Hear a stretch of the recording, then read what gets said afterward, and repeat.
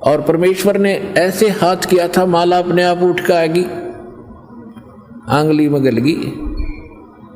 तो पुण्यात्मा तब उनको यकीन हुआ था कि घड़े डरे हुए थे युधिष्ठिर, और कि उनका मन में जच्चली थी नो सामने बैठा एक झोपड़ी में, एक कैसी वेशभूषा थी परमात्मा की, जैसे शूद्र।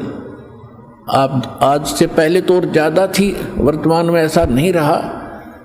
तो कैसे एक फटे पुराने से कपड़े मैले से एक लंगोटी धोती बांध रखी घुटनों तक, टेढ़ी बेडी सी, और बैठा ऐसे थोड़ी थोड़ी दाढ़ी सी बड़ी हुई।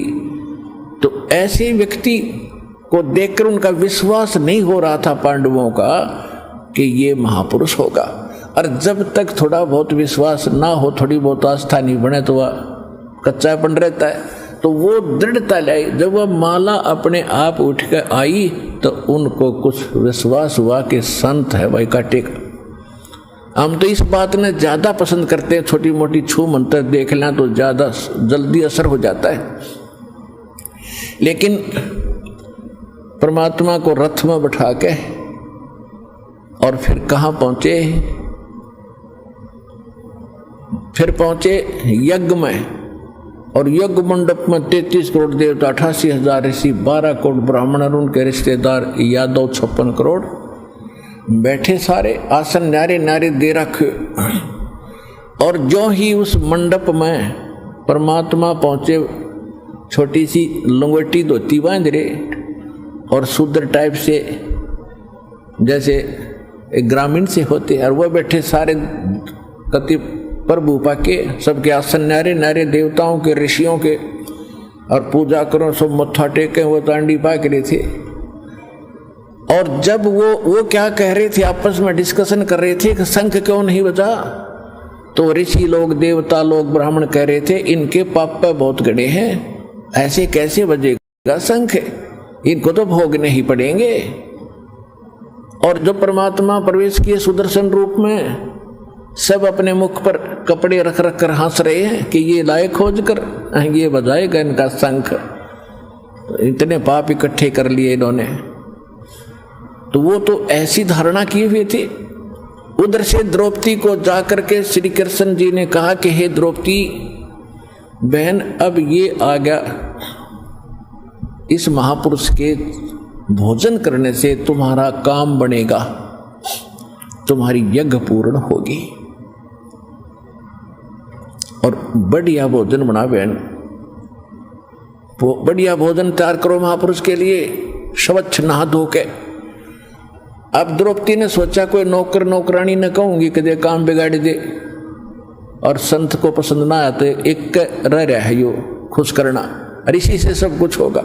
अपने हाथों उस रानी ने, द्रौपदी तो रानी थी उसमें, अपने हाथों से भोजन बनाया कई प्रकार का, अलग अलग से कई सब्जी बनाई, दाल बनाई की तक कचौड़ी की तक पकौड़ी, दही बड़े, रोटी, हलवा, खीर, पूरी सारे बना के नरे नरे आइटम और थाली में रख दिए, सुदर्शन जी के सामने रख दिए। अब सुदर्शन जी क्या करते थे, वो केवल 5 ग्रास खाते थे, यानी उसने एक अपना फार्मूला बना रखा था भी ना ज़्यादा खाना है और ना कम खाना है। भक्ति ऐसे ही होती है, जैसे श्रीमद् भगवद गीता अध्याय नंबर 6 के श्लोक नंबर 16 में स्पष्ट है कि हे अर्जुन, ना तो ये योग माने भक्ति साधना, न तो ज़्यादा खाने वाले की और ना बिल्कुल ना खाने वाली यानी व्रत रखने वाले की, और न ज़्यादा सोने वाले की, और ना लोग दिखावा ज़्यादा जागने वाले की, ये कभी सफल नहीं होती। और सूक्ष्म वेद में कहा कि प्रथम अंजल संयम राखे और योग युगत सब सतगुरु भाखे। पहले खाने में संयम बरते, इतना भी ना खा ले दड़ी पक्का, फिर टूटे गड़ाई नींद आवे, फिर कैसे भक्ति करेगा। और ऐसी बिल्कुल भी ना खा कर कमर टेढ़ी हो जा, बिना खाए आंत मुस जाए, ये कैसे भक्ति बनेगी। और ना ज़्यादा जागने से भी भक्ति नहीं बनेगी, ना ज़्यादा सोने से बनेगी। यानी सिंपल वे से कहते हैं प्रथम अंजल संयम राखे और योग युगत सब सतगुरु भाखे। ऐसी ज्ञान सतगुरु देगा कि ना तो व्रत रखना और ना ज़्यादा लोग दिखावा जागरण की हो सकता, नींद आवा जब सो जा, और घना सोना भी नहीं है, ऐसे भक्ति हो। तो क्या किया था जो सुदर्शन जी अपना 5 यानी जो भी खाते थे दलिया खिचड़ी बनाया करते थे, और कौन सा साग सूग की सब्जी बनाते थे घास फूस तोड़ के और उसमें रोटी डाल के ऐसे बना के 5 बार खाते थे, बस 5 ग्रास, फिर नहीं खाते थे। तो ऐसे ही मालिक ने रोल तो वही करना था, यू परमात्मा है, यू कच्ची नहीं छोड़ता किसी भी भूमिका को। जैसे काशी में आए 120 वर्ष रहे, अर्धानक बन के जुल्हा बन के न्यू का न्यू रोल किया, कि तो कपड़े बेच रहे हैं, कि तो अपना रोजा कपड़े बुन रहे हैं, चरखा चला रहे, और खुद मालिक सारी सृष्टि के बुनने वाले। तो वहां भी ऐज इटी जाकर बैठ के किसी के स्वप्न में भी नहीं कि सुदर्शन नहीं है। अब कृष्ण जी को थोड़ा सा आभास होता कि ये बेसिक सुदर्शन हो, पर है परमात्मा का रूप, फिर भी भूल पड़ जाती है, क्योंकि हम कितने ही विद्वान और कितने ही महान बने रहे, अपनी अहम छूटता नहीं। उधर से परमात्मा ने क्या किया, सुदर्शन रूप में जितने भी आइटम नारे नारे कटोरियों में रखे थे, उनमें से थोड़ा थोड़ा उठाकर थाली में डाल लिया, थोड़ा थोड़ा सबका, कि सबका आदर हो जा, जो भी आइटम बना रखे हैं चाहिए इतना लिया, और थाली में डाल के खीर भी, हलवा भी, सब्जी भी, दाल भी, कचौड़ी भी, पकौड़ी भी, दही भी, बड़े भी, सारे इकट्ठे कर लिए, हलवा और खीर भी, और लगे मिलाने, फिर उसकी खिचड़ी बनाने। अब द्रौपदी ने देखा, सोचा कि इसने खान का भी ना पता, यो काय के शंख बजावेगा, सूदर रहा, सूदर का मन में सोच रही है वह। मैंने तो 1 घंटे तक आंखें फुड़वाई धूमे में चूल्हे पे, और नारे नारे आइटम बनाए, इसने सारा ही गुड़ गोबर कर दिया, काय का शंख बजाएगा। और यह कुदरती बात होती है, बहन कोई अतिथि आ जाता है तो इतना बढ़िया भोजन बनाती है, ये सोच करके कहीं ये खाने वाला मेरे बनाए हुए भोजन को बाहर जा करके बिसरावे नहीं, यूं ना कह दे कि किसी बहन सी फूहड़ सी, ना सब्जी नमक ठीक था ना कुछ और ठीक था। अपनी जितनी सूझबूझ से वो अन्य दिनों से अधिक अच्छा भोजन तैयार करती है, बिल्कुल लो ला के बनाती। तो उसने उस दृष्टिकोण से तो वो वैसे बनाया था, और वो न्यो सोचा थी वो घास फूस खानिया आदमी, और आज ये खाओगा कभी खीर कभी हलवे, उंगली चाटता रह जाएगा, और मेरी 100 जगह गुण गाओगा कि द्रौपदी जैसा आहार भोजन मैंने कहीं नहीं खाया भाई। वो आशा ये लगाई बैठी थी, वो उसने सारी आशाओं पर पानी फिर गया जब महापुरुष ने इकट्ठा कर लिया। अब मालिक ने क्या किया कि 1 ग्रास खाया, और वो शंख ने आवाज लगाई, फिर बंद हो गया। फिर दूसरा ग्रास खाया, फिर बोल लिया। 5 ग्रास में जो डाला था सारा खा लिया, 5 ही बार में शंख बोलकर फिर चुप हो गया। युधिष्ठिर की खुशी का ठिकाना नहीं रहा कि भगवान आप तो सचमुच ये तो देवता ले आए, सुदर्शन जी क्या ये तो देवता आगे ही न हमारा शंख बजा दिया, हमारा कल्याण हो गया। श्री कृष्ण जी कहने लगे अभी कुछ नहीं हुआ है। क्या मतलब कि ये शंख तो रुकना नहीं चाहिए था इनके भोजन खाने से, ये शंख काफी देर तक बजना चाहिए था, अखंड घंटों तक इसकी आवाज होनी थी। और ये बार बार ये तो हो गया पक्का कि इस या औरों के खाने से तो टस से मस नहीं हुआ था, और इनके ग्रास खाया इतनी बार ये बोल लगे किलकी मारे था, तो इतनी तो जचगी संत तक काटे का है। लेकिन फिर युधिष्ठिर ने सोचा कि इनसे भी बढ़कर और कौन होगा भगवान जिसको बुलाना होगा। श्री कृष्ण जी ने कहा कोई बुलाना शेष नहीं रह रहा, ये तुमने के बाल में सा दिखा है, इसके एक बाल के बराबर ये 3 लोक नहीं, इतना शक्तिशाली महापुरुष है, मैं इसको देख रहा हूं अपनी दृष्टि से। लेकिन उसका न्यो पहचान में नहीं आ रही थी, वो भगवान आ रही है, शक्तिशाली जरूर दिखे थे श्री कृष्ण जी ने कि तुमने के बाल्मीक यानी बाल्मीक सा एक शूद्र दिखाई दे है, इसके एक बाल के समान भी 3 लोक नहीं है, और यही इससे अतिरिक्त कोई साधु इस पृथ्वी पर है भी नहीं। मेरी अपनी जो दृष्टि जहां तक काम करिए श्री कृष्ण जी बता रहे। लेकिन अपने घर में कोई गड़बड़ है, किसी सदस्य ने कोई गलत सोच रखा है, उससे पूछते। श्री कृष्ण जी ने पता था द्रौपदी कर से क्या गड़बड़ है, क्योंकि इसने भोजन बनाया, आम आदमी ऐसे खाते देख यज्ञ में तो महसूस तो करते ही है। द्रौपदी से पूछा कि बहन साची बता दिए, तेने इस महापुरुष के बारे में क्या विचार किए जब ये खाना खा रहा था, और इसके अतिरिक्त इस पृथ्वी में कोई संत नहीं है जो तुम्हारे इस दुख न दूर कर देगा। द्रौपदी कहने लगी, जी मेरे से गलती बन गई, मैंने 1 घंटे तक तो धूमे में आंखें फुड़वाई और ये भोजन तैयार किया, सोचा ये था, और जब इन्होंने मेरी आशा के विपरीत और ये सारा कुछ ऐसा कर दिया, मैंने ऐसे ऐसे सोच लिया कि शूद्र का शूद्र, ये काहे का शंख बजेगा, इसने खाने का भी नहीं पता। तब श्री कृष्ण जी ने कहा कि द्रौपदी आपका काम था भोजन बनाना, इनका काम था खाना। अब इस तरह की जो बकवास तेरे बनवाई है ना, जिस कारण से शंख नहीं बजा, अब एकदम पसीना आ गया द्रौपदी के कि या तो उसका भी की शंख तो बज जा तो है, और संत भी काटेगा ना, तो रानी की नाड़ ना मुड़े, जल्दी सी गर्दन टेढ़ी नहीं होती झुकने के लिए, आदमी झुक जाया करे। तो झुकाए बिना, नम्र हुए बिना भगवान रजा नहीं बख्शा, ये नियम है मालिक का। अति आधीन दीन हो प्राणी, अर्ता को कहना ये अकथ कहानी। आधीन्य के पास है पूर्ण ब्रह्म दयाल, मान बढ़ाई बारियो बेअदबी सरकार। अब द्रौपदी मरती क्या नहीं करती, कहने लगी जी क्या करूं कि ये जो इसके धूल भरे पैर है ना संत के, इनको धो, एक तसला परात ला और लोटे तो धो अपने हाथों से, और उसने पीनों का नो धूल भरी, तब तेरा अंतःकरण का मैल भी जो संत के विषय में तेरा दोष लाया है वो भी कटेगा और तुम्हारा शंख भी बजेगा।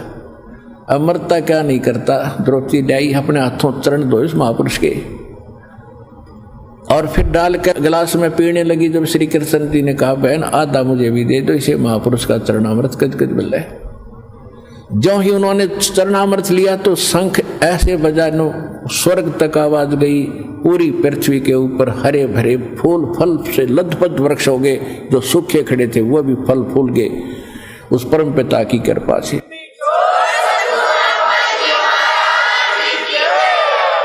अब थोड़ा सा वो अमृतवाणी जो गरीबदास साहिब जी ने भगवान की महिमा की बोली है, जैसे तुलसीदास जी ने श्री रामचंद्र जी के विषय में लाखों वर्ष पहले की घटना घटी हुई अपनी वाणी में चौपाइयों में चित्रार्थ की, सत्य एज इट इज बिल्कुल सही।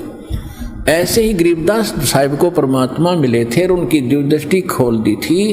तो गरीबदास जी की जो दिव्य दृष्टि थी वो तुलसीदास जी की दिव्य दृष्टि से कई गुना रेंज की थी, कोई 1000 गुना ज्यादा थी ताकतवर। श्री जो तुलसीदास जी थे वो श्री रामचंद्र जी तक ही सीमित थे और उसी की कथा को वो बता सके। और गरीबदास जी को जो प्राप्त दिव्य दृष्टि हुई और आंखों देखा भगवान को वहाँ सतलोक में, फिर सारी व्यवस्था देखी, उसके बाद जो उन्होंने जो चित्रार्थ की है वो वाणी आपको परमात्मा की सुनाते हैं। 5 पांडव संग हैं और 6 कृष्ण मुरारे। 5 पांडव साथ थे और 6 आपके कृष्ण मुरारी। 5 पांडव संग हैं और 6 कृष्ण मुरारे। चलियो हमरी यज्ञ में हे समर्थ सिरजनहारे। गरीबदास जी कह रहे हैं, श्री कृष्ण जी ये बोल रहे हैं कि हे समर्थ, ये सारी सृष्टि के रचनहार, एक बार हमारी यज्ञ में चलने का कष्ट करें। 5 पांडव संग हैं और 6 कृष्ण मुरारे। चलियो हमरी यज्ञ में हे समर्थ सिरजनहारे। पांडव यज्ञ अश्वमेध में सतगुरु किया प्याने। 5 पांडव संग चले और साथ 6 भगवान। जब पांडव यज्ञ की तरफ चले, परमात्मा कहते हैं पांडव यज्ञ अश्वमेध में सतगुरु किया पियान। पियान मन प्रस्थान किया और 5 पांडव संग चले और 6 भगवान, जिनको तुम भगवान मान रहे थे वो पीछे पीछे चल रहे थे उनके। पांडव यज्ञ अश्वमेध में वाल्मीकि की दे। शंख पचायन बजा दिया, वहाँ रखा नहीं संदेह। वहाँ वाल्मीकि एक जो कि वाल्मीकि रूप के उस वर्ण में प्रकट थे परमात्मा, और वाल्मीकि को तो बहुत छोटी जातियों में माना जाता रहा है, कहते उसमें, और इसे महापुरुष, और कहते वो संदेह भी समाप्त किया कि जाति और मजहब और धर्म का इसमें कोई लेन देन नहीं है। भक्ति मार्ग, भक्ति जो करेगा सत्य और उसकी होगी गत। सुपच रूप धर आईया, क्लियर कर दिया, सुपच रूप धर आईया वो सतगुरु पुरुष कबीर, तीन लोक की मेदनी व सुर नर मुनि जन भीड़े। तीन लोक की सारी सेना इकट्ठी हो रही थी, 88,000 ऋषि, 33 करोड़ देवता, 12 करोड़ ब्राह्मण, जिनके चारों वेद कंठस्थ याद थे, चतुर्वेदी, त्रिवेदी, द्विवेदी, और अनेक 56 करोड़ यादव। सुपच रूप धर आईया सतगुरु पुरुष कबीर, तीन लोक की मेदनी न सुर नर मुनि जन भीड़। सुपच रूप धर आईया वो सब देवन का देव, सब देवों का, सब भगवानों का भगवान, कुल का मालिक, परम अक्षर ब्रह्म। सुपच रूप धर आईया वो सब देवन का देव, कृष्ण चंद्र पग धोइया और करीतास की सेव। श्री कृष्ण जी ने द्रौपदी के साथ मिलकर उस परमात्मा वाल्मीकि रूप में बैठे भगवान कबीर साहब के चरण धोए। 88 ऋषि जहां और देवा 33 कोटे, शंख न बाजा तास के वो रहे चरण में लोटे। पंडित 12 कोट हैं और 84 शब्द, शंख न बाजा तास से वो पिए मान का मद। अब गरीबदास जी कितनी निर्णायक वाणी बोल रहे हैं कि 88,000 ऋषि जहां और देवा 33 करोड़ और शंख न बाजा तास से फिर हो रे शर्मिंदा होकर लास्ट में पहले तो ये कह रहे थे यो काय को शंख बजाओगा, शूद्र पकड़ कर लाए हैं, और फिर कहते चरणों में वहां लेट गए सारे के सारे, लेकिन मान्य फिर भी नहीं। क्यों? पंडित 12 कोटि है, 12 करोड़ ब्राह्मण और 84 शब्द। 84 शब्द ये गोरखनाथ जैसे जो शब्द है 84 प्रकार के, ये वेल नोन से हुए, ये भी वहीं बैठे थे। और शंख न बाजा ताश से वो पिए मान का मद, कि उनसे शंख नहीं बजा क्योंकि वो तो अभिमान का नशा किए बैठे थे। ऋषि महर्षि सिद्ध पाक के अपने आप को प्रभु बनाए बैठे थे।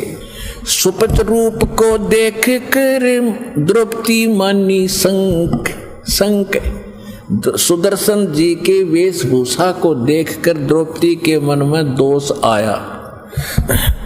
सुपच रूप को देख कर द्रौपदी मानी शंका होगी कि यू काहे का संत होगा।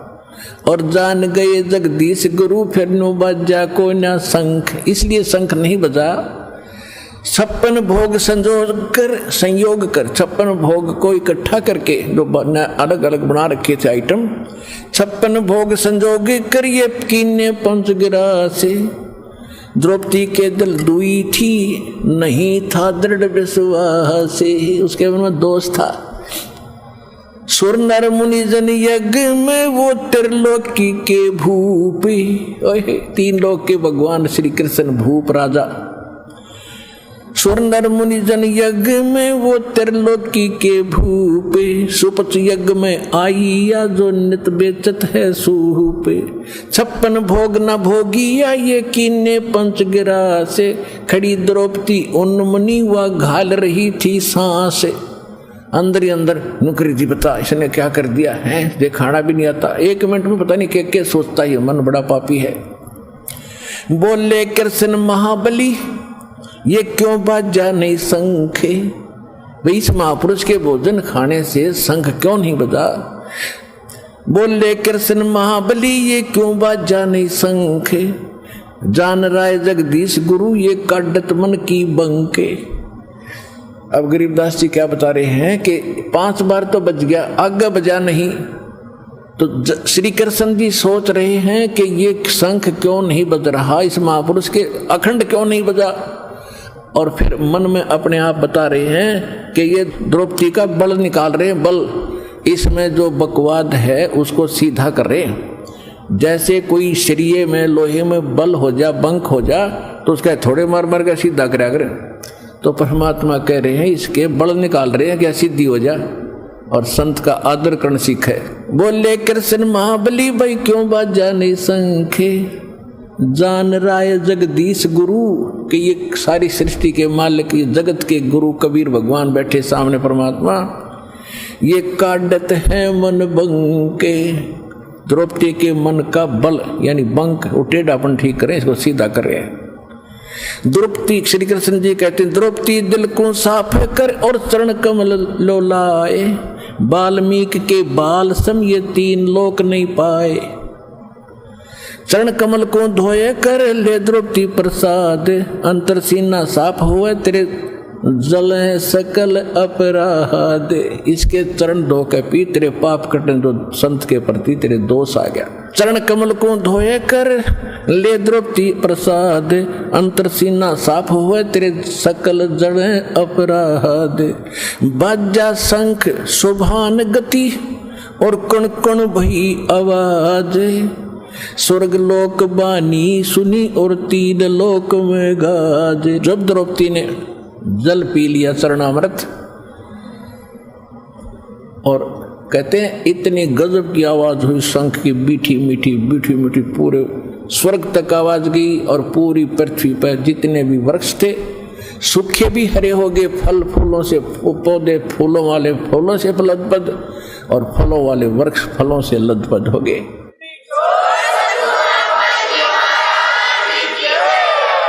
शरण कबीर जी दोग है टूटे जम की बंद, बंदी छोड़ अनाद हैं ये सतगुरु कृपा सिंध। पंडों यज्ञ असमेघ में आए नजर निहाल, जमराजा की बंद में वहाँ खलहल पड़ा कमाल। ब्रह्म प्राण परम पद सुपच रूप धर आए, वाल्मीकि का नाम धर फिर बंद छुटाई जाए। ये बर्दबाने साजही जुगन जुगन जगदीश, 33 करोड़ छुटाइयां जद मारे तोड़े भुज 20। अब क्या बता रहे हैं परमात्मा, गरीबदास जी बता रहे हैं उस भगवान की महिमा। 33 करोड़ देवता जहां कहते हैं यज्ञ रची जब पांडव राजा, नौ नाथों नहीं नादू बाजा। ओए होए, अपने आत्मा देखो, ये अगस्त ऋषि जो थे, अगस्त ऋषि जी ने क्या किया कि 7 समुद्रों को एक ही घूंट में पी लिया। बता के किला तोड़ दिया, और के काम आया किसी के उल्टे खुट्टे ठोके। अब यहाँ क्या बात बता रहे हैं कि जैसे इसे सिद्धि दिखाकर ये सारे प्रभु पाक रहे थे। कहते यज्ञ रची जब पांडव राजा, नौ नाथों ने नादू बाजा। नादू माने शंख। और 84 सिद्ध रिद सब मोहे, पूर्ण ब्रह्म ध्यान नी जो है। ये 84 सिद्ध 84 और जितने भी ये थे इन्होंने, क्योंकि इन्होंने पूर्ण परमात्मा की भक्ति नहीं कर रखी थी। ये और उठपट तो कर सके, किसी का भला नहीं कर सकते, इनसे 3 ताप भी नहीं कर सकते। तुम कौन राम का जपते जापम, तात कटे न ये तीनों तापम। तुम कौन भगवान की भक्ति कर रहे हो जिनसे तुम्हारे 3 ताप भी नहीं कट सकते। फिर क्या बताते हैं परमात्मा कि उसके अंदर बहुत से संत महात्मा आए हुए थे।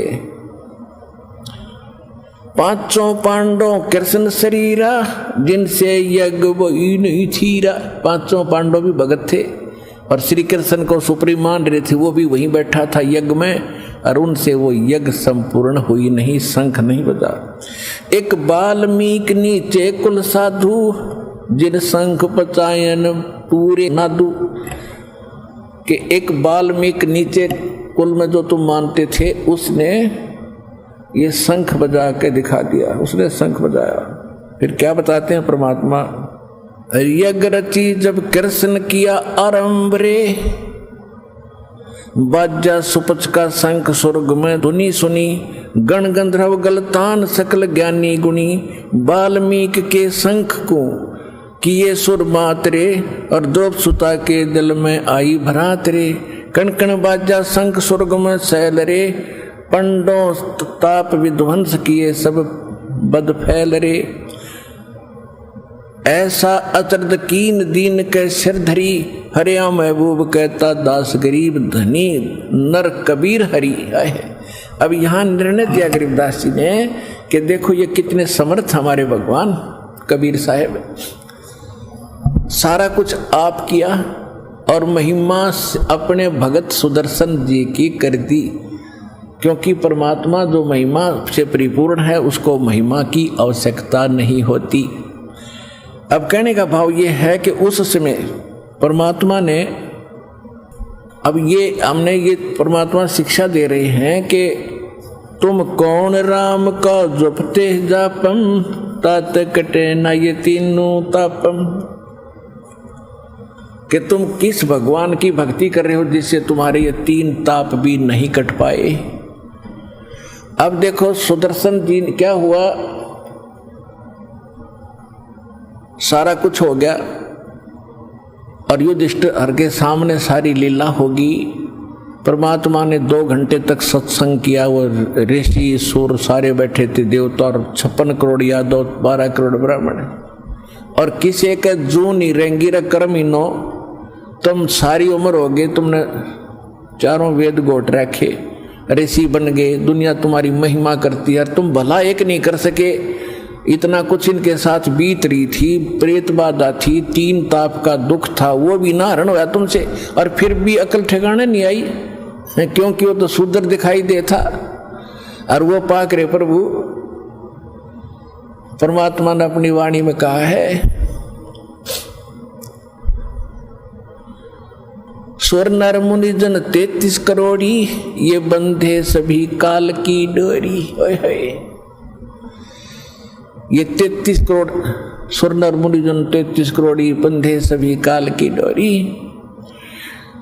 और क्या बताते हैं, इन 33 पर तलब है, कोई बकरा कोई बोके, कि ये 33 करोड़ देवता 88,000 ऋषि जितने भी आन उपासक हैं परमात्मा की सत भक्ति छोड़ के, ये 84 लाख योनियों में ज्यों के त्यों बने रहेंगे।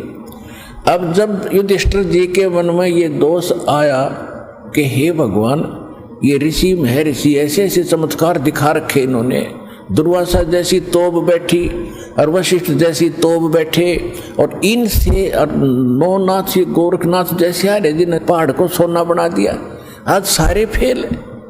तो परमात्मा यही बताना चाहते थे, ये ड्रामा तो कर सकते पर भला ना कर सकते किसी का, क्योंकि ये पूर्ण परमात्मा के सत भक्ति नहीं कर रहे, उन सत मंत्रों से लाभ होगा।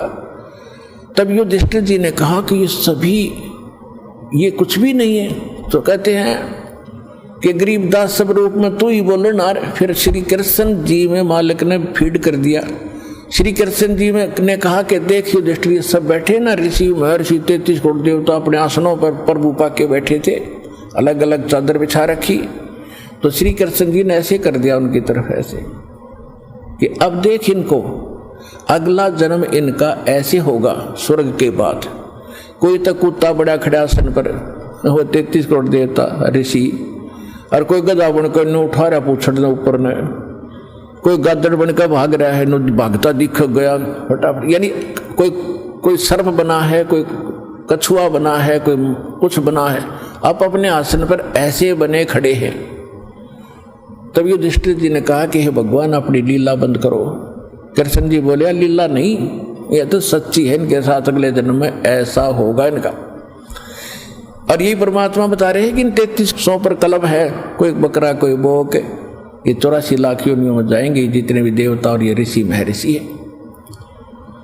तो उसके बाद भी उनकी अकल ठिकाने नहीं आई। वो तक खुश हो गए, पांडव हमारा पीछा छुट्या, हम सफल हुए। और कितना लाभ हुआ, एक संत के आशीर्वाद और भोजन खाने से केवल प्रेत बाधा छूट गई, मोक्ष नहीं। और वो उनसे सारे देवताओं से भी ना छूटे थी, वह प्रेत बाधा ना छूट रही थी उनकी, श्री कृष्ण से भी दूर नहीं हुई। जो बाधाएं उनको पैदा होगी थी, कर्म का दोष जो दुख था, तो उस परमात्मा ने वो भी दुख किया दूर, और वो सत मंत्र के जाप से आपका मोक्ष भी होगा। तो यहाँ जो आप जी आते हो, जैसे श्राद्धों के विषय में एक लिखा हुआ विष्णु पुराण में कि जैसे वो तो पहले सारा डिटेल दे रखी है, श्राद्ध ऐसे करो वैसे करो ऐसे करो ऐसे करो, लास्ट में ये बता दिया कि एक तरफ तो एक योगी भोजन और एक तरफ 1000 श्राद्ध जीवने वाले पंडित बैठे हों, और एक तरफ वो योगी हो, योगी संत सतभक्ति वाला। वो क्या करेगा, उस एक के ही भोजन कराने से 1000 पंडितों का भी उद्धार और पितरों का भी उद्धार और यजमान का भी उद्धार होता है। लेकिन वो संत का मिलना, बहु नाम जन्मानाम मनते ज्ञानवान माम प्रपते वासुदेव सर्वमिति सहमात्मा सुदुर्लभ है। तो कहने का भाव यह है कि ऐसी सतभक्ति वाला भक्त संत मिलना वो बड़ा मुश्किल है, जो 1000 श्राद्ध भोजी ब्राह्मणों का भी उद्धार कर दे, यजमान का भी उद्धार करे, उनका पितरों का भी उद्धार करे। तो ये आपको दास ने वो भगत बनाए हैं जो आपको यहाँ भोजन कराया जाएगा, और उस भोजन कराने यानी उस दान के सहयोगी को कितना लाभ मिलेगा। अब देखो पुण्यात्माओं, आप जो यहाँ दान करते हैं वो दान आपका नहीं रहा, आपने तो भगवान को दे दिया, और भगवान उसके बदले में आपको रखता नहीं, वो तो देता ही देता है, 1000 गुना करके आपको वापस देगा। और वो पैसा जो आपने यहाँ दिया है वो पैसा आपका अपना हुआ, और जो पैसा अपने कोठी बंगले कार कोठी प्लाट प्लॉट और एकड़ किले जो खरीद रखे हैं वो पैसा आपका नहीं है, क्योंकि आपकी मृत्यु के बाद आपके साथ नहीं होगा। और जो दान आपने यहाँ किया ये 1000 गुना करके आपको देगा, जिसमें से आपको यहाँ भी राहत देगा, और जब यहाँ से जाओगे आपकी करेंसी चेंज हो जाएगी, यहाँ से जाने में करेंसी चेंज होगी, जो आगे जो नोट काम आने हैं। अब जैसे नेपाल वाले भक्त हैं या दूसरे देश के आते हैं, वो यहाँ वो लाते हैं पाउंड, ये हमारा के काम नकली कागज दिखेंगे, हमने तो इंडियन नोट चाहिए, वाईसी इंडियन करेंसी का काम आवे।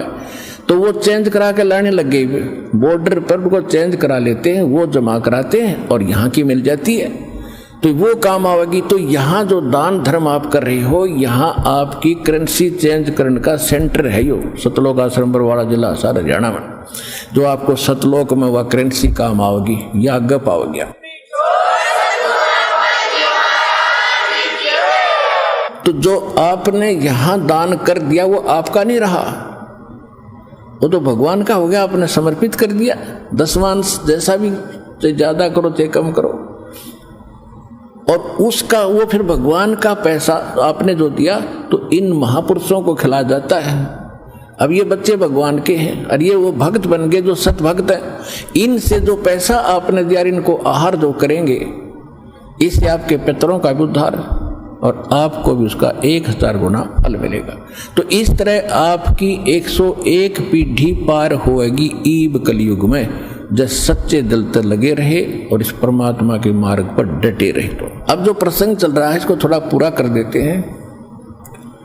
अब ये तो एक ताप खत्म हो गया यज्ञ आदि करने से। जैसे दास बहुत बार आपको बताता है कि हमने अपना मोक्ष प्राप्ति के लिए सभी क्रियाएं करनी पड़ेंगी, और ये सतलोक आश्रम बरवाला जिला हिसार हरियाणा में ये पूरा कंप्लीट कोर्स आपसे कराया जाता है। एक यज्ञ है धर्म की, दूसरी यज्ञ है ध्यान, और तीसरी यज्ञ हवन की, चौथी यज्ञ प्रणाम, और 5वीं यज्ञ है ज्ञान की। तो ये 5 यज्ञ करनी पड़ेंगी आप जी ने। और ये यज्ञ कितना लाभ देती हैं? यज्ञों से मोक्ष नहीं, और यज्ञों के बगैर भी मोक्ष नहीं होगा, क्योंकि हम बहुत ज्यादा कर्महीन हो गए हैं। चौथे युग में आगे हम अपने इन पुण्यों को खत्म करते करते। तो कहने का भाव ये है कि जैसे कोई सीरियस रोगी होते हैं, डॉक्टर जाते ही ग्लूकोज लगाते हैं, ड्रिप लगाते हैं। वो ड्रिप रोग नाशक नहीं है, लेकिन बॉडी का नाश होने से रोकेगी, सहारा देगी, और उस रोग नाश के लिए अलग से इंजेक्शन और टैबलेट्स अलग से दी जाती हैं। तो ये 5 यज्ञ तक समझ लो ग्लूकोज आपका आते लगाना पड़ेगा। और फिर दूसरा जो है नाम, ये मंत्र साधना भक्ति, ये है वो असली कैप्सूल जो रोग काटने के, जन्म मरण के दोष को समाप्त करने के, और आपके ऊपर जो पाप है उनका नाश करने के। तो ये कंप्लीट कोर्स है, वो यहाँ पर है। गरीबदास जी कहते हैं अरबों में कोई गर्क सुनो रहे झूमक रहा। तो ये यहाँ वो स्थान है जो आपको पूरा राहत मिलेगी। अब क्या हुआ, जैसे दुर्वासा जी ने श्राप दे दिया एक बार, किसको?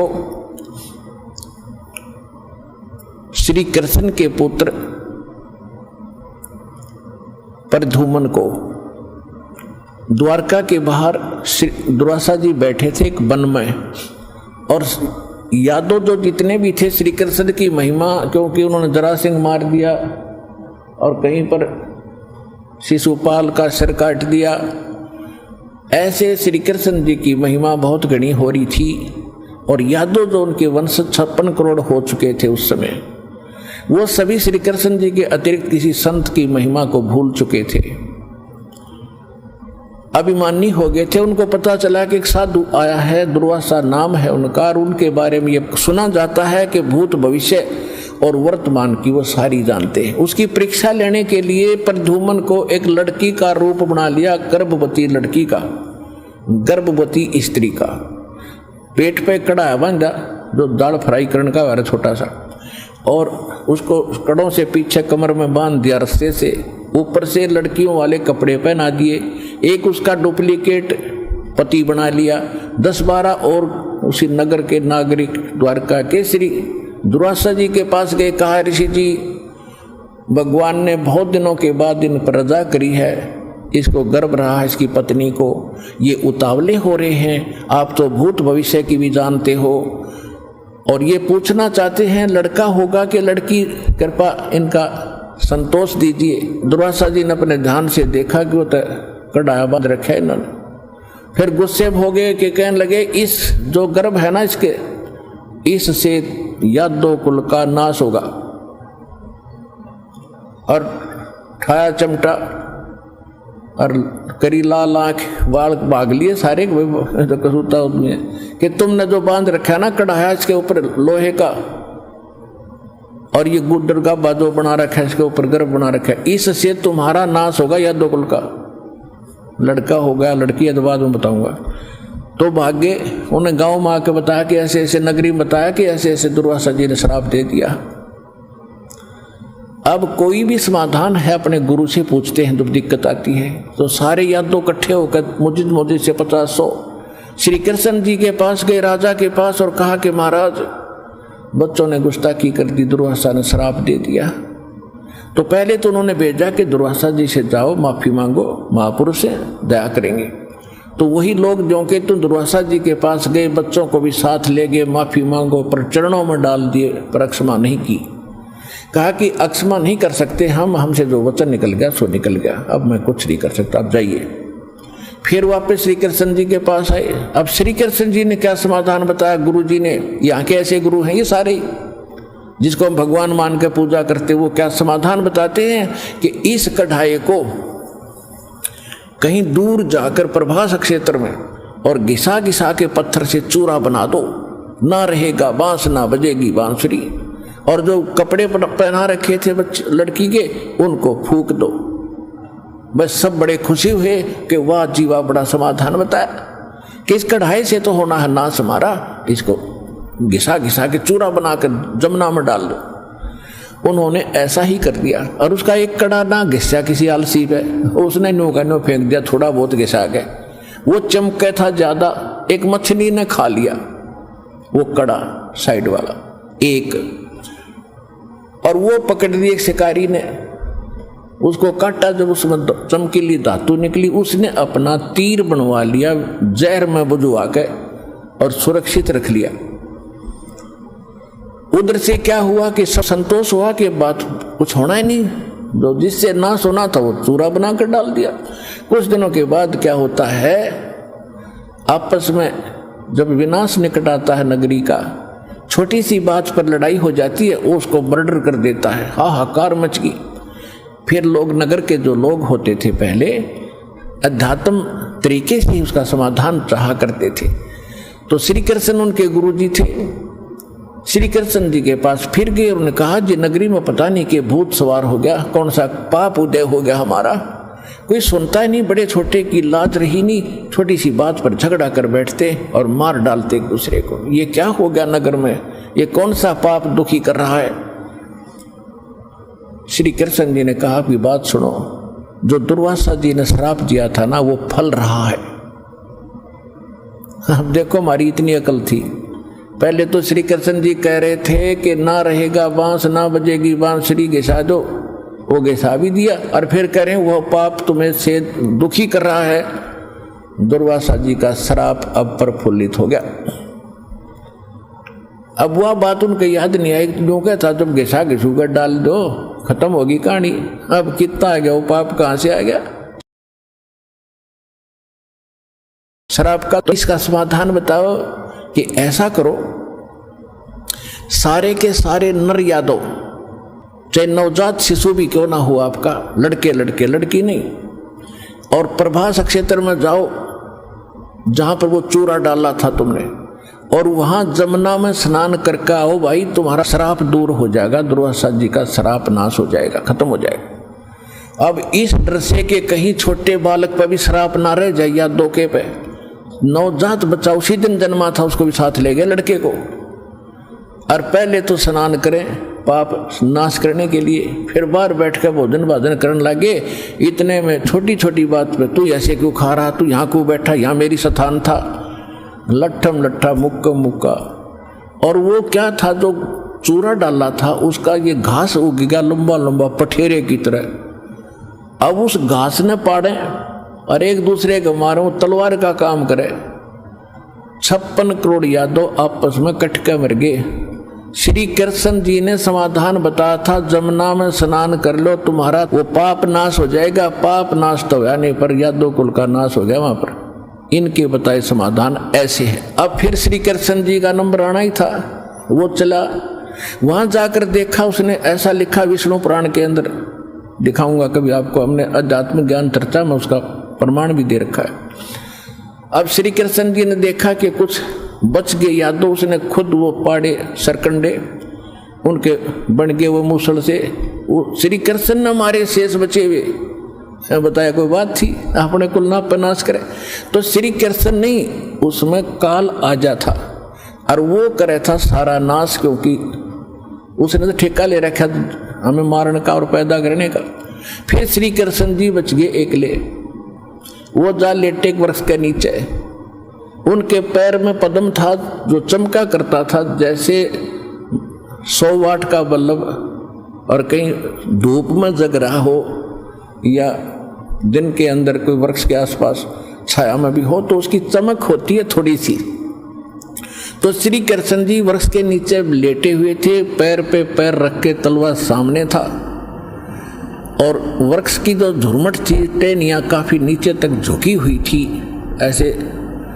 और वो शिकारी जिसने वो कड़े का एक कड़ा जो घिसा नहीं था उसको निकाला था, उसका अपना तीर बनवा लिया था मछली से निकाल के, विषाक्त जहर से बुझा हुआ, उसको लिए फिर रहा था। उसने 12-1 बज गया शाम के, दोपहर पे 2 बज गए, उसको कोई शिकार मिला नहीं, शिकार के लिए घूम रहा था। उसने देखा उन वृक्षों की झुरमटों के अंदर से एक नजर आया प्रकाश। उसने सोचा ये मृग है, हिरण की आंख चमक रही है। उसने सोचा ये भागना जार तो ठोक दे यहीं से, उसने वहीं से तीर ठोक दिया पत्तों के अंदर से, वो श्री कृष्ण जी के पैर पर लगा। और जब कृष्ण जी करने लगे रे मर गया रे मर गया रे, तब उस शिकारी ने सोचा कोई मानस मर गया भाई। इधर साइड से आकर देखा श्री कृष्ण द्वारकाधीश तड़फ रहे, सर पे मुकुट था उनके।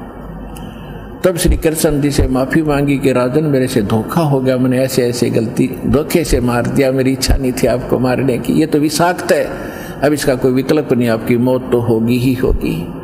श्री कृष्ण जी ने कहा क्योंकि काल की क्या आत्मा बुद्धि है, उसका पिछला याद आ गई सारी कहानी कि भाई तेरा दोष नहीं है, तेरा और मेरा अकाउंट बराबर हो गया। अब ये बात उसके समझ में नहीं आ रही थी किसके, उस शिकारी के, कि आपका आप राजा में एक निर्धन व्यक्ति, आपका मेरा क्या लेन देन था कि भाई त्रेता युग में तो सुग्रीव का भाई था बाली, और मैंने तुझे ऐसे ही मारा था, एक वृक्ष की ओट लेकर धोखे से, और वो टिट फॉर टैट आज बराबर हो गया, भाई तेरा कोई दोष नहीं, तू जा। कहते बदला कहीं ना जात है ये तीन लोक के मां, और सतगुरु मेरे कबीर से तो सतलोक में जा। इन बदलों कबीर साहब काट सकते हैं।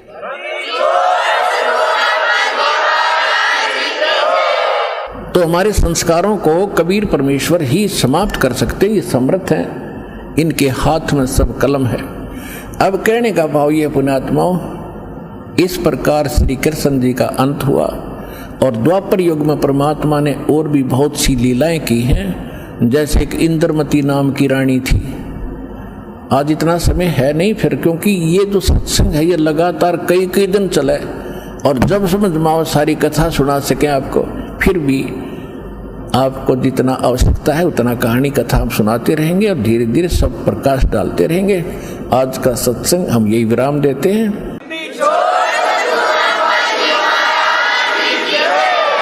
परम पिता परमात्मा पूर्ण ब्रह्म सर्व सृष्टि रचनहार कबीर परमेश्वर जी की असीम रजा से आप सभी पुण्यात्माएं सत्संग सुनने के लिए उपस्थित हुए। ये जो सत्संग एक बहुत ही महत्वपूर्ण दिवस के उपलक्ष्य में हो रहा है,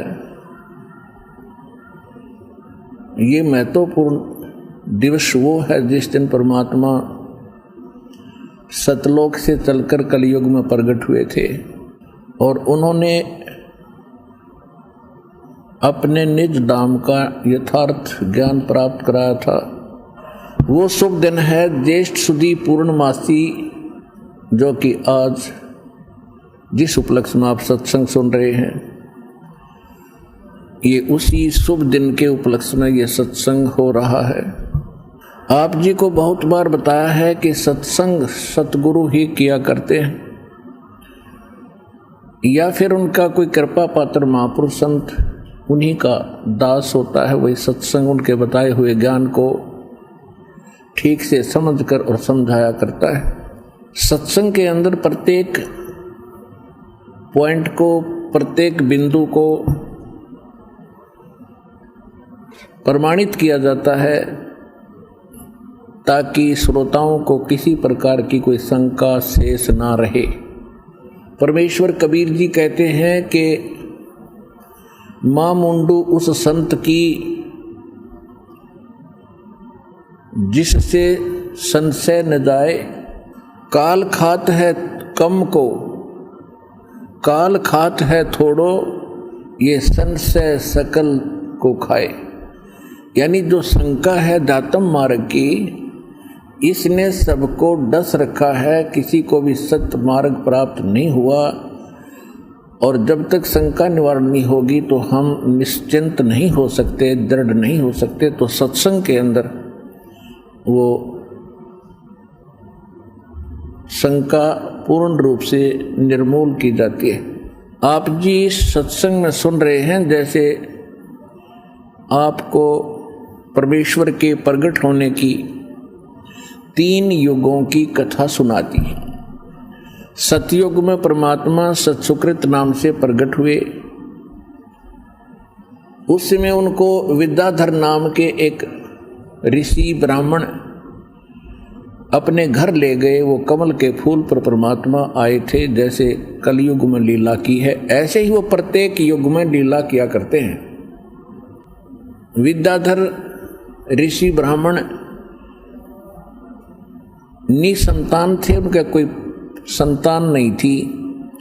उनकी पत्नी का नाम था दीपिका।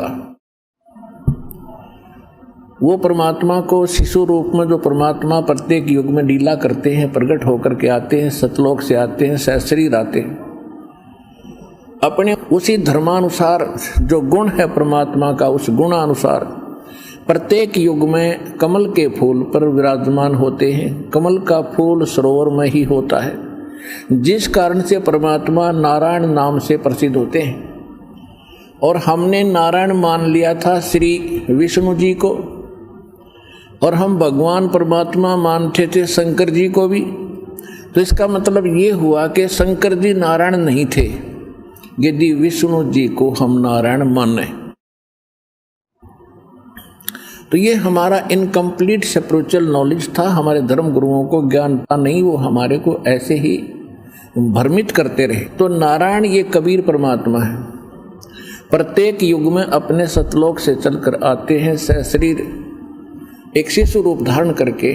वैसे तो परमात्मा जब भी प्रकट होते हैं ऐसे आ जाते हैं, जब चाहे आ जाते हैं, लेकिन एक लीला करते हैं, प्रत्येक युग में एक शिशु रूप धारण करके आते हैं, कमल के फूल पर विराजमान होते हैं, वहाँ से कोई निसंतान दंपत्ति उन्हें उठा ले जाते हैं। तो ऐसे ही द्वापर युग के अंदर एक वेदविज नाम के ब्राह्मण, उनकी पत्नी का नाम था सूर्या, ये दोनों ही निसंतान थे। परमात्मा ऐसे ही सतलोक से आकर प्रकट हुए थे, कमल के फूल पर शिशु रूप धारण करके विराजमान हुए थे। और परमात्मा परमेश्वर कबीर जी की प्रत्येक युग में जब शिशु रूप धारण करके आते हैं, उनके परवरिश की लीला कंवारी गायों के द्वारा होती है। इसलिए ऋग्वेद मंडल नंबर 9 सूक्त 1 मंत्र 9 में ये स्पष्ट किया हुआ है कि जब परमात्मा अमर पुरुष शिशु रूप धारण करके प्रकट होता है, उस समय उनके परवरिश की लीला कंवारी गायों द्वारा होती है। तो वेद परमात्मा का भेद है, परमात्मा की महिमा का इतिहास है, एक सदग्रंथ है।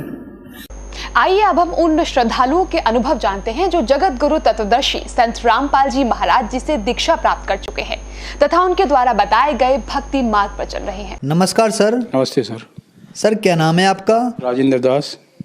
सर कहाँ से आए हैं आप? न्यू सावापुर गुजरान, करावल नगर, दिल्ली। सर संत रामपाल जी महाराज से नाम दीक्षा आपने कब ली? सन 2011 सितंबर का महीना। सर संत रामपाल जी महाराज से नाम दीक्षा लेने से पहले आप क्या भक्ति साधनाएं करते थे? आसाराम द्वारा बताए हुए मंत्रों की साधना करते थे। ओम नमो भगवते वासुदेवाय का जाप किया 12-14 साल लगभग। सर आपने बताया कि आपने आसाराम बापू जी को अपना गुरु बनाया और 12 से 14 साल तक आपने उनकी भक्ति साधना की, तो फिर आप संत रामपाल जी महाराज की शरण में कैसे आए? ज़रूरत ऐसे पड़ी सर कि हमें एक किताब प्राप्त हुई थी किसी शिष्य के द्वारा, रामपाल जी महाराज के। तो उस किताब को पढ़ने से, उसका नाम था भक्ति सौदागर को संदेश। उसको जब हमने पढ़ा तो हमें एहसास हुआ कि जो भक्ति हम कर रहे हैं वो शास्त्रों के विरुद्ध है। सबसे बड़ा बात यही बनी कि हमने वो भक्ति फिर छोड़नी पड़ी। सतलोक आश्रम में जा करके बरवाला सदगुरु रामपाल जी महाराज से नाम दीक्षा प्राप्त करके फिर भक्ति प्रारंभ की है जी। सर संत रामपाल जी महाराज से नाम दीक्षा लेने के बाद श्रद्धालुओं को बहुत सारे लाभ प्राप्त होते हैं, चाहे वो भौतिक हो, मानसिक हो, आध्यात्मिक हो या शारीरिक हो। तो क्या संत रामपाल जी महाराज से नाम दीक्षा लेने के बाद आपको भी कुछ लाभ प्राप्त हुए? हाँ, बहुत लाभ प्राप्त हुए सर। सबसे बड़ा लाभ और सबसे मुख्य लाभ हमें ये पता लगा कि हमारा जीवन का उद्देश्य कुछ अलग है। भक्ति करके मोक्ष प्राप्त करना है, जो हम अब तक उस ज्ञान से अनबूझ थे। यहाँ अगर सच्ची साधना मिली, जीवन का टारगेट मिला मोक्ष प्राप्त करने का, और उसके हिसाब से हमें आगे लाभ भी प्राप्त हुए। लाभ ये हुए कि मुझे सन 2013 में खांसी का अटैक आया था, जो मृत्यु के समान मृत्यु भी प्राप्त हो सकती थी। तो उससे हमारी वो बीमारी का नाश हुआ, पाप कर्म का नाश हुआ और जीवन दान भी मिला। रामपाल जी महाराज की कृपा से सारे लाभ हमें प्राप्त हुए शास्त्र अनुसार साधना करने से। और लाभ ये हुआ कि मेरी पत्नी ये सन 2016 को 11 जुलाई गुरुजी के दर्शन करने के लिए रामपाल जी महाराज के रोहतक जा रहे थे। हाईवे पर, रोहतक हाईवे पर बस पलटी, कई पलटी खाई, बस के परखचे उड़ गए। मेरी पत्नी और एक लड़का उसमें थे और 65 आदमियों से भरी हुई बस थी पूरी। और उनको कोई भी चोट तो आई थी, लेकिन उनमें से कोई भी व्यक्ति या किसी भी भक्त की, शिष्य की मृत्यु नहीं हुई। जबकि बस को देखने वाले ये कहते थे कि इसमें बहुत मरे होंगे, लेकिन एक भी की भी मृत्यु उसमें नहीं हुई। पेपर में भी आया था, वहाँ के कई पेपरों में। सब ठीक ठाक अपने घर को शाम को सभी पहुँच गए थे जी। पूरे 65 लोग सुरक्षित रहे उसमें, आज तक भी कोई नहीं मरा। और लाभ तो होते रहते छोटे मोटे। पैर में चोट लगी थी, मिर्ज़ापुर हम तारीख पे गुरु रामपाल जी महाराज के दर्शन के लिए जा रहे थे, दोनों पैरों से नहीं चल पा रहे थे। फिर हम एक गांव में मिर्ज़ापुर में रुके, वहाँ पर पुलिस पहुँच गई, उन्होंने वहाँ से हमें भगा दिया।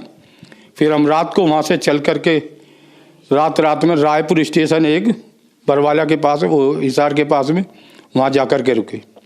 वहाँ हमने आराम किया। मेरी पत्नी ने कहा सुबह को उठ के जब हम उठे वहाँ से 3 बजे हम पहुँचे, 12 बजे के चले हुए धीरे धीरे, क्योंकि मैं चल नहीं सकता था, बहुत धीरे धीरे चल रहा था। जब वहाँ हम पहुँचे रात को सुबह को उठे, इन्होंने कहा कि देखना जी तुम्हारे पैर में दर्द तो नहीं है। ऐसे ऐसे गुरुजी आए थे रामपाल जी महाराज, उन्होंने आपके पैर को पकड़ के वो ठीक कर रहे थे। अब मैं उठा और मैंने देखा कि चल फिर के देखा तो मेरे पैर भी जब जो पहले सूज रहे थे और चला नहीं जा रहा था और दर्द था, और घूम फिर के देखा तो ऐसा लग रहा था जैसे मेरे कोई बीमारी थी ही नहीं पैर में, बिल्कुल ठीक ओके हो गया। मैं सुबह आराम से चल सकता था, मैं अभी तक भी ठीक हूँ संत रामपाल जी की कृपा से। नशा भी छूट गया, मैं बीड़ी 5-5 मिनट में बीड़ी पीता था सर। और पहले मैं आसाराम की भक्ति करता था, वहाँ मेरा कोई बीड़ी बिका ना, कोई पाबंदी थी वहाँ। यहाँ पूरी छानबीन के साथ हम अंदर जाते थे कि बीड़ी तो नहीं ले जा रहे या माचिस तो नहीं ले जा रहे, पूरी नियम का पालन करना पड़ता था। इसीलिए हमारे सारे विकार परमात्मा ने रामपाल जी महाराज की कृपा से सारे छूमंतर हो गए। सर संत रामपाल जी महाराज ने आपको एक सुखमय जीवन दिया और बहुत सारे सुख दिए, तो जो श्रद्धालु आज आपको देख रहे हैं आप उन्हें क्या कहना चाहेंगे? उनके लिए मैं निवेदन कर सकता हूं सर कि अपने कीमती मनुष्य के जीवन को बर्बाद ना करें नकली संत महंतों के चक्कर में पड़ के, या कोई भक्ति नहीं करते तो वो भी गलत है। ये परमात्मा बताते हैं रामपाल जी महाराज कि वो परमात्मा के संविधान का उल्लंघन है। अब परमात्मा के अनुसार भक्ति करें, रामपाल जी महाराज की शरण में जल्दी से जल्दी आए। अपना जीवन कीमती है, एक एक क्षण गिने चुने सांस होते हैं हमारे शरीर में। तो इससे पहले कि ये शाम ढले हमारे जीवन की, परमात्मा की शरण में आ करके नामदान प्राप्त करो और अपने जीवन की रक्षा करो, मोक्ष प्राप्त करो। अन्य लाभ तो ऑटोमेटिक ही मिल जाते हैं हमारे परमात्मा रामपाल जी महाराज की शरण में आने के बाद में। सर संत रामपाल जी महाराज की शरण में कैसे आ सकते हैं? संत रामपाल जी महाराज की शरण में आने के लिए प्रत्येक स्टेट राज्य में प्रत्येक जिले में नामदान सेंटर खुले हुए हैं। उनका अपने नज़दीकी नामदान सेंटर का पता करके, हर चैनल पे पट्टी चलती है पीली, उन पे फ़ोन नंबर आते हैं। अपने आसपास के नामदान केंद्र का वहाँ से पता लेकर के आप नामदान प्राप्त कर सकते हैं संत रामपाल जी महाराज से। धन्यवाद सर। धन्यवाद सर।